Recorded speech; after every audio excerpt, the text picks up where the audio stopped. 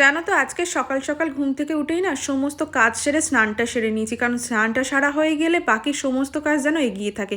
আর যেহেতু আজকে বৃহস্পতিবার ছিল আর তারপরে ওর আজকে অফিসটা ছুটি ছিল, সেই জন্য আমার কাজটাও একটু ঢিলে তালে এগোচ্ছিলো, কিন্তু পুজো করব তো সেই জন্য স্নান করার পর না বড্ড ঠান্ডা ঠান্ডা লাগছিল। দুজনে মিলে একটু চা সকাল সকাল খেয়ে নিয়ে চলে গিয়েছিলাম বাজারে।